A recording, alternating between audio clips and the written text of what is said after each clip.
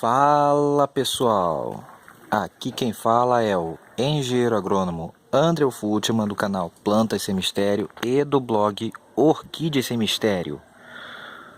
Bom pessoal, vocês estão vendo aqui, eu estou no orquidário agora e vocês estão vendo essas plantas aqui de folhas compridas, várias plantas de folhas compridas. Pois bem, é exatamente aquilo que vocês estão pensando. Se trata das Lélias purpuratas, atualmente chamado de Cattleya purpurata devido à revisão, mas vou continuar chamando de Lélia purpurata até para facilitar o entendimento do vídeo. E o assunto de hoje será Lélias purpuratas, lobata e tenebrosa, certo? Então vamos lá, pessoal? Bom, então vamos hoje dar seguimento àquela sequência de vídeos sobre fenologia, comportamento e dicas de cultivo. E hoje aqui eu vou falar sobre purpuratas, lobatas e tenebrosas. E o que é importante para a gente ter sucesso no cultivo dessa planta é a gente primeiramente conhecer um pouco dos hábitos dessa planta, como é que ela se comporta, como é que ela se desenvolve ao longo do ano, qual é o seu ciclo de desenvolvimento após a fase adulta. O que ela gosta, o que ela não gosta. Pois bem, vou tentar passar um pouco do que eu tenho de experiência sobre essa planta e do que eu observei ao longo do tempo, assim como eu fiz com as outras. Então, vamos ao que interessa agora, galera. Vamos lá? Bom, então, continuando, vamos começar.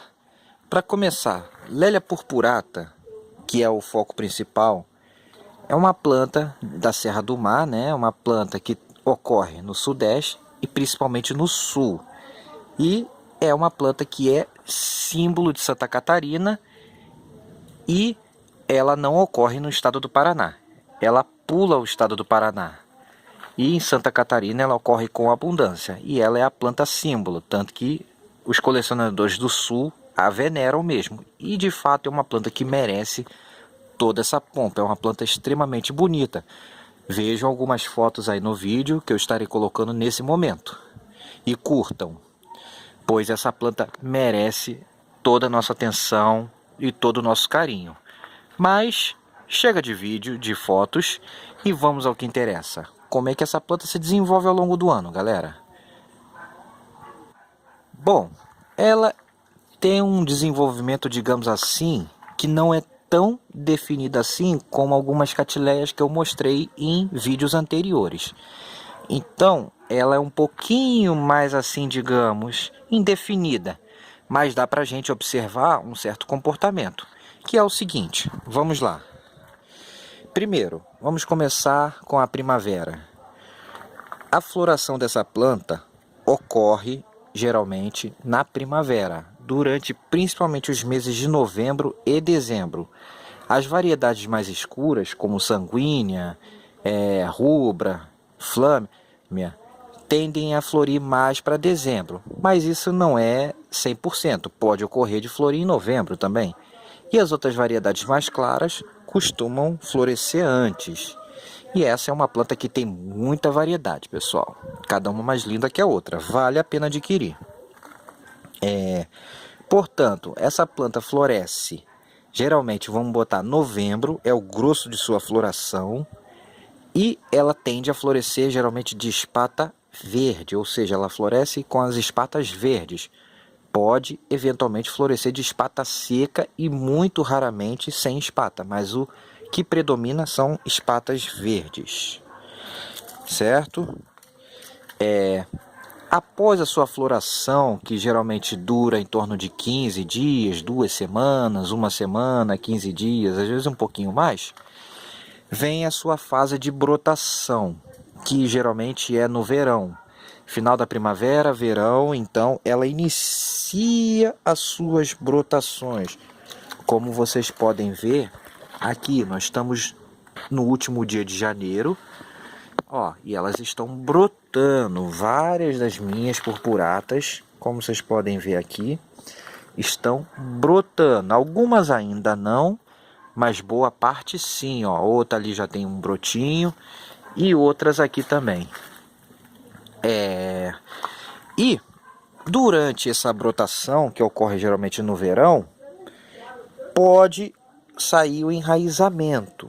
É comum das purpuratas enraizarem com um broto crescendo, mas ela também enraiza após a floração. Ou seja, ela pode enraizar logo depois que acaba a floração e ela costuma também enraizar com um broto em desenvolvimento. Ou seja, podemos dizer que a purpurata é uma planta de enraizamento indeterminado, sem padrão, porque ela enraiza tanto no broto maduro quanto no broto novo, antes e depois da floração, sem um padrão definido. E isso nos facilita muito o trabalho de replante, porque ela aceita uma época bem ampla para replantar. A gente tem uma janela de replante muito grande, o que facilita bastante nosso trabalho. Mas vou deixar esse detalhe para o final do vídeo. Bom, então continuando, no verão ela está soltando suas brotações e crescendo, e geralmente no final do verão, no outono, no início do outono, já começa a aparecer suas espatas. Isso mesmo, pessoal, suas espatas, que é quando os brotos estão terminando a maturação. Então, final do verão, às vezes já fevereiro, já março, já é possível ver as primeiras espatinhas. E não são espatinhas, são espatas grandes, né? Vocês podem ver pelo porte da planta que são grandes.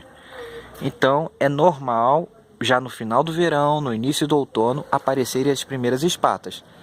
Mas aí as pessoas podem ficar sem paciência, porque as espatas aparecem, mas a floração não. E aí as pessoas ficam querendo cortar, porque acham que está demorando demais e não está florescendo, tem algum problema. Não, gente.